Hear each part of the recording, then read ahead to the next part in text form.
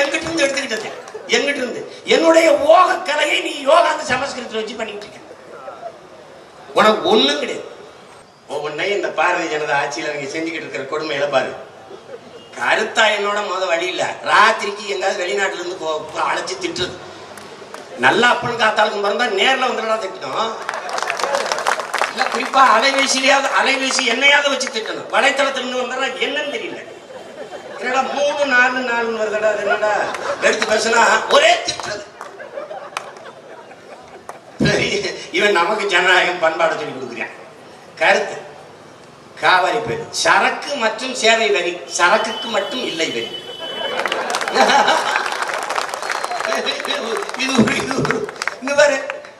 இங்க பாரு, மல்லையாவின் சாராயத்துக்கு வரி இல்லை, அம்பானியின் பெட்ரோலுக்கு வரி இல்லை, அதானியின் மின்சாரத்துக்கு வரி இல்லை. ஒரு ஓலை குடிசையில எங்க ஏழை அப்பத்தா செய்து பாரு, ஓலை கொட்டான ஊறுகாய் அதுக்கு வரி. இவனுங்களை எங்க கொண்டு தொலைக்கிறதுன்னு தெரியல. புதுசு புதுசா இந்தியாவை பெற்று விட்டு பறந்துடுற. கொஞ்ச நாளைக்கு பணம் மதிப்பிழப்புல ஒரு புது இந்தியா பறந்துச்சு. அது அனாதையா கிடக்கு. அதை வளர்க்க ஆள் இல்லை. பெற்று விட்டு என்ன சொன்னாங்க தெரியுமில உங்களுக்கு? 6 மாதம் கழித்து பாருங்கள், மிகப்பெரிய வளர்ச்சி, எல்லாருக்கும் நல்லது, சொத்தமாக போதும். எல்லாருக்கும் வளர்ச்சினா வளரும் நாடுகள் பட்டியலிருந்து தூக்கிட்டாங்க. டெவலப்பிங் கண்ட்ரீஸ்ல இந்தியா இல்ல. அதை ஏதோ கேள்வி கேட்டுலாம் இருக்கு. என்னை மாதிரி நிறைய பேர் இருக்கேன். திக்கும் காரணம் வச்சிருவாங்க. இந்த மாதிரி பணம் மதிப்பிழப்புல ஒரு தொலைக்காட்சி கூட என்னை விவாதத்துக்கு அழைக்கல. ஏன்? அறுத்து போட்டு அங்க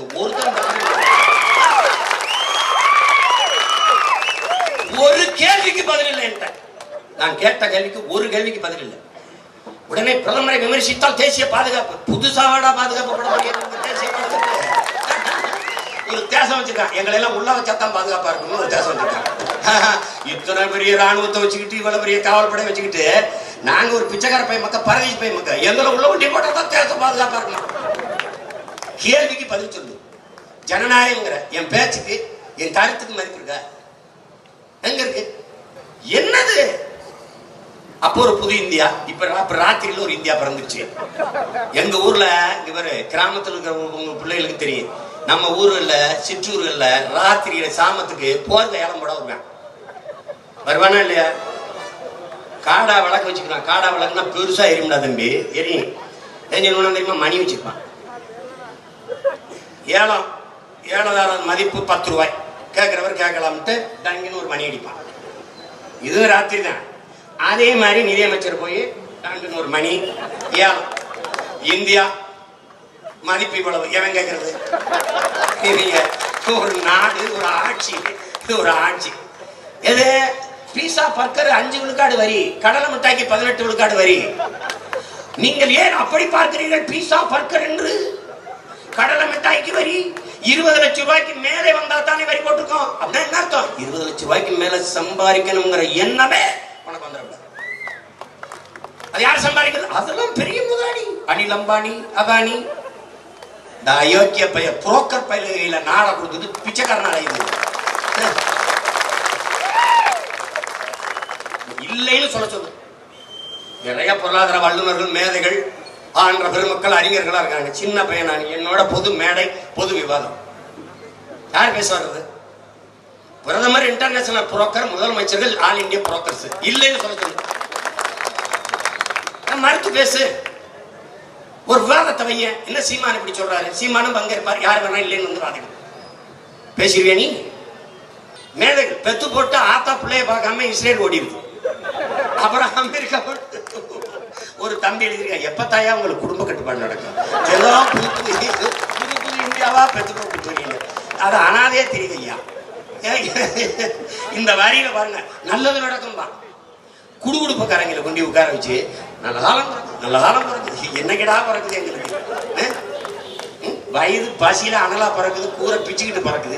இங்க எங்களுக்கு வந்து நல்ல காலம் பிறக்குது. இது ஒரு கூட்டம். தலையை அறுத்துட்டு அப்புறம் கை நல்லா இருக்கு, கால் நல்லா இருக்கு அப்படின்னா என்ன அர்த்தம்? என்ன அர்த்தம்? நாங்க என்ன சொல்றோம்? தமிழர் உரிமைகளிலேயே மிக முதன்மையான உரிமை, தலையாய உரிமை, அவர் நிலத்தை அவரே ஆள்கிற உரிமை. அதை தந்து விடு. நீ மாநாடும் போட வேணாம், கருவாடும் போட வேணாம், நாங்க பாத்துக்கிறோம். நீ கொடுத்துரு ராஜா. கதிராமங்கலத்துல வந்து ஹைட்ரோ கார்பன் மீத்தேன் எடுத்துட போறானா, இல்ல நடுவாசல்ல வந்து எடுத்துட போறானா, கச்சத்தீவு தர முடியாத ஆட்டம் கட்ட போறானா, சிங்களம் படகு பறிச்சு வச்சுக்குவானா, 20 லட்சம் தண்டம் போடுவானா, சேட்டை ஒவ்வொருத்தனும் காட்டிட்டு இருக்கான். கேட்க ஆள் கிடையாது. எங்க அண்ணங்க எல்லாம் இப்ப புதுசு புதுசா இருக்கு. ஒவ்வொன்றும் கேட்கும்போது அவ்வளவு வலியா இருக்கு. தமிழ் சாதிகள் யார் வந்தாலும் சாதி இருக்குமா, தமிழன் இல்லாத எவனாவது வந்தாலும் அது ஒழியும். திராவிடர்களாலதான் இந்த ஆதிக்க சாதிகளுடைய அது ஒழிஞ்சதான். அன்பிற்குரிய தம்பி தங்கைகளே, அருமை சொந்தங்களே, பறையனும் படையாட்சியும் ஒன்னா நின்றுட்டால், தேவனும் தேவேந்திரனும் ஒன்னா நின்றுட்டால், எம்ஜிஆர் எது, கருணாநிதி எது, ஜெயலலிதா எது, ரஜினிகாந்துக்கு கட்சி ஆரம்பிச்சு நாட்டை ஆரம்பிக்கிற எண்ணமே அது. நாம் பிளந்து பிரிந்து சொந்த ரத்தங்களுக்குள் யுத்தம் செய்கிற வரைதான் நக்கி குடிக்கிற ஓநாய்களுக்கு இது வேலை. அதான் நீ புரிஞ்சுக்கணும்.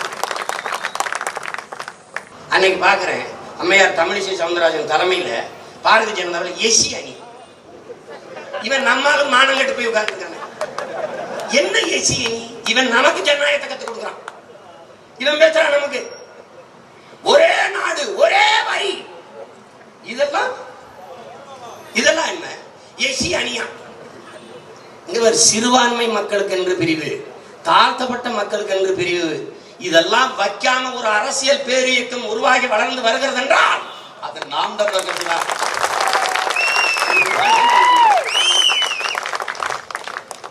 பல்லாயிரம் ஆண்டுகள் கனவு, இன்னைக்கு நேத்து கிடையாது.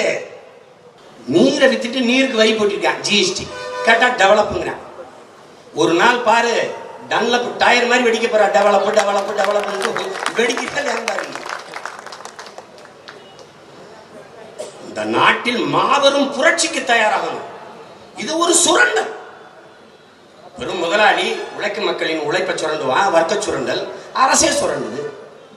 மதிப்பிற்குரிய ஐயா நடிகர் மம்முட்டி அவர்கள் சொல்றாங்க, கேரள மக்கள் திரையரங்குகளில் தங்கள் முதல்வரை தேர்வு செய்வதிலே தேடுவதில்லைங்கிறது. இதை விட நமக்கு ஒரு அவமானம் உண்டா?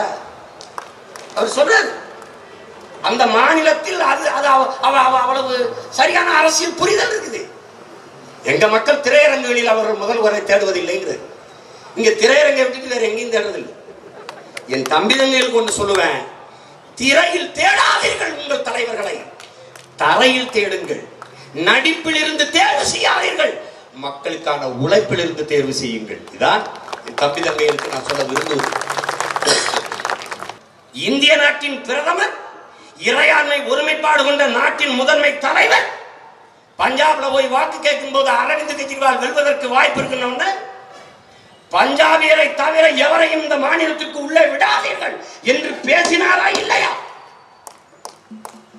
பிரதமர் பேசினா சரியா இருக்கு, இது சீமான் பேசினா பிரச்சனையா இருக்கீங்க. எப்படி இருக்கு? எப்படி இருக்கு? இங்கதான் வந்து ஓட்டுவான். ஏன்? தமிழர்கள் மிகப்பெரிய ஜனநாயகவாதிகள். அதனால இங்க பேசுறான்.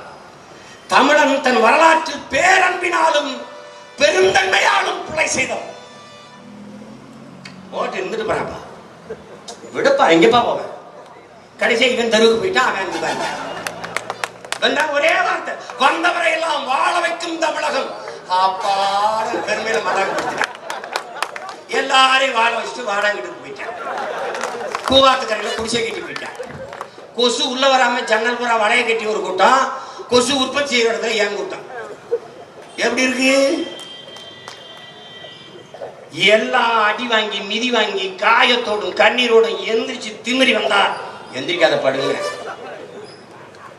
எப்படி இருக்கு? என்ன சொல்றாங்க தெரியுமா? எம்ஜிஆர் விட்டிய, ஜெயலலிதா விட்டிய, இப்ப ரஜினிகாந்த் மட்டும் எதுக்குறிய அப்படின்னு. நாங்க பிறக்கிறதுக்கு முன்னாடி வந்துட்டாங்கடா, சின்ன பிள்ளைங்க வந்துட்டாங்க. அது எப்படி இருக்கு? அதுக்கு அர்த்தம் எப்படி இருக்கு? உங்க பாட்டங்காலத்துல வந்து திருடணும், உங்க தாத்தா காலத்துல வந்து திருடணும், அப்புறம் உங்க அப்பா காலத்துல வந்து திருடணும். அப்போலாம் பேசாம இருந்துட்டு இப்ப ஏப்பா ரொம்ப திருடு இருக்குது கத்துற பேப்பா எதிர்க்கிறாங்க. டேய், ரொம்ப காலமா திருட விட்டுட்டதுனால தான்டா இப்ப எதிர்க்கிறோம். அதனாலதான் எதிர்க்கிறோம். இங்க வேற ஒண்ணுதான் நான் சொல்றேன், எங்க அப்பா சரியில்லை.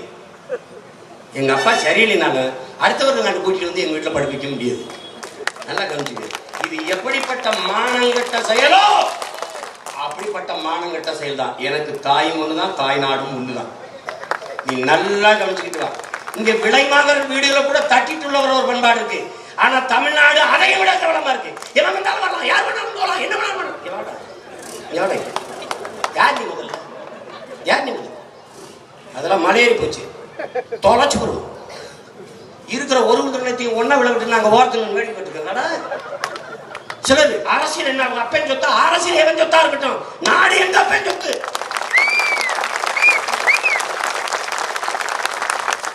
வா வாழு, உனக்கு தண்ணி தரேன், கல்வி தரேன், மருத்துவம் தரேன், வேலை தரேன், எல்லாம் தரேன், இரு நிம்மதியா இரு. ஆனா நான் தான் ஆளுமை.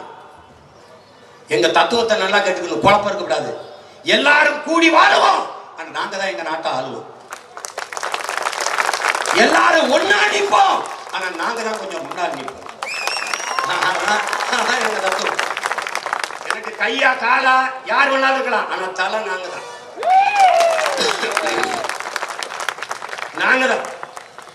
நாங்க வந்தா தான்டா இந்த நிலம் ஒளி. நாங்க வந்தா தான் சரி ஊர் இல்லாத ஒன்றாகும். நான் வந்தா தான் எல்லாத்தையும் மாத்துவேன். மற்றவன் செய்ய மாட்டான், செய்ய முடியாது.